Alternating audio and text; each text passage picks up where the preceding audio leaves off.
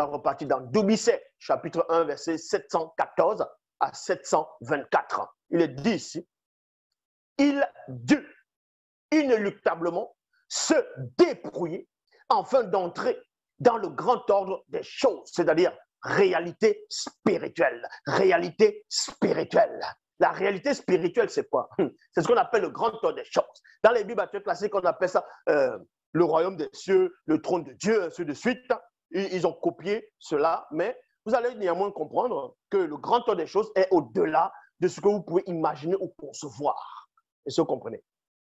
Donc, et on vous apprend dans Doumbissé 1, 714, c'est un passage très important, un passage initiatique, un passage qui dérange, qui perturbe le démon Yahvé, ainsi que le démon Michel, celui qui se cache sur ce qu'on appelle Jésus actuel. Il dut, c'est-à-dire il, c'est qui? C'est Dieu qui savait, c'est l'aîné des deux. Il dut inéluctablement se dépouiller afin d'entrer, afin de pénétrer dans le grand ordre des choses. C'est-à-dire que le Christ, le vrai Christ, avant son dépouillement, avant de prendre la condition d'un homme de la chair, il n'est pas de là les cieux. Il est hors de ce qu'on appelle l'esprit. Est-ce que vous comprenez? Et pourtant, dans les Bibles classiques, il est dit dans Jean 4, 24, que Dieu est esprit. Or, le Christ, le vrai Christ, est hors de la condition de l'esprit. Est-ce que vous comprenez? Il est en dehors de l'esprit, il est en dehors du corps, il est en dehors de l'âme, il est en dehors de l'existence, de la non-existence. Et Doumbissé, il devait être fort pour capter cette fréquence, pour pénétrer cette vision-là. Donc, il était en pleine initiation. On l'intronisait, on le baptisait dans cette connaissance. Et c'est ça qu'il dit ici, il dut inéluctablement se dépouiller afin d'entrer dans le grand ordre des choses. Réalité spirituelle, réalité spirituelle.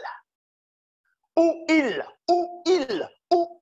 reçut son statut divin. Et il y a virgule ici. Ça veut dire quoi? Écoutez la révélation. Où il reçut son statut divin. Il reçoit le statut divin au moment où il va connaître plusieurs dépouillements. C'est-à-dire qu'il est hors de la condition de la divinité. Est-ce que vous comprenez?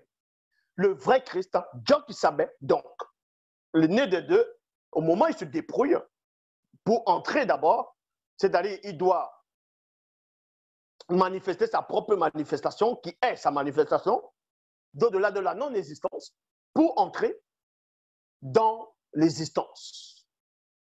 Et quand il entre dans l'existence, il entre dans ce qu'on appelle la roue du temps, non visible, donc l'éternité. Et dès qu'il entre dans l'éternité, il entre encore maintenant dans la réalité spirituelle, les hautes sphères. Et là, il reçoit son statut divin. En gros, il devient un esprit. Parce qu'il est hors de l'esprit. Tandis que dans Jean 4, 24, Dieu est esprit. Or, le vrai Christ est hors de la condition de l'esprit, hors de la condition de la chair, hors de la condition de ce que tu peux voir, imaginer, concevoir. Et c'est là où votre fameux Dieu commence dans la réalité spirituelle. Votre Dieu, votre faux Dieu commence dans la réalité spirituelle. Pourquoi? Parce que, je répète, dans Philippiens 2, 5 à 7, il est dit, ayez en vous les sentiments qui étaient en Jésus-Christ, lequel exista en forme de Dieu. Lequel exista en forme de Dieu avant de venir sur la terre, avant de descendre, avant de se manifester dans votre plan. Il existait en forme de Dieu, c'est-à-dire en tant qu'esprit. Puisqu'on vous dit dans Jean 4, 24, Dieu est esprit, selon les dires des Bibles classiques. Tandis que l'aîné des deux, lui, il va recevoir la condition de la divinité. Ça veut dire que, il est, comme je dis, il est au-delà de tous vos faux dieux.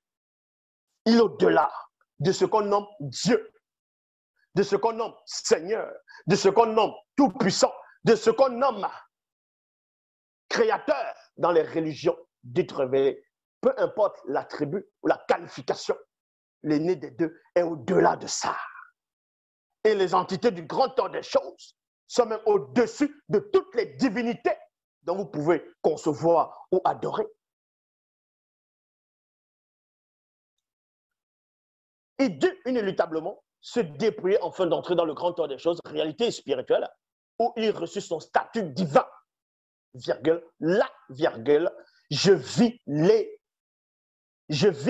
l'entité de l'existence. L'entité de l'existence, s'approcher de l'aîné des deux pour lui témoigner aussi sa révérence. Malgré plusieurs de ces dépouillements, il y a l'entité de l'éternité qui vient. Il reconnaît. Hop, hop, hop, hop. L'entité de l'existence, pareil. Il ne fait que descendre dans le dépouillement de sa propre manifestation. Lors de son dépouillement, je vis l'entité du dépouillement.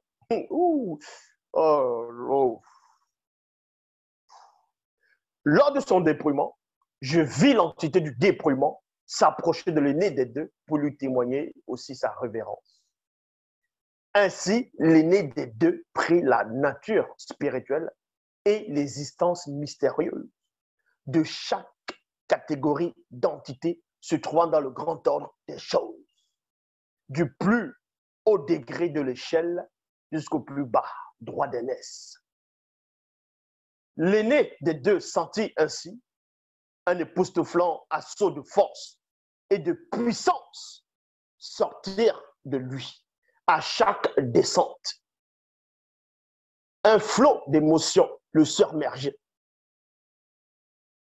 emportant plusieurs raisonnements lorsqu'il quitta le grand ordre des choses pour le monde astral, virgule, puis celui du plan visible et physique. Il se tint donc dans le lieu le plus mystérieux de la réalité, semi-spirituel, semi-visible, l'endroit même où se trouve le mécanisme vibratoire spirituel du secret de l'introduction à l'existence de la vie de l'esprit d'homme.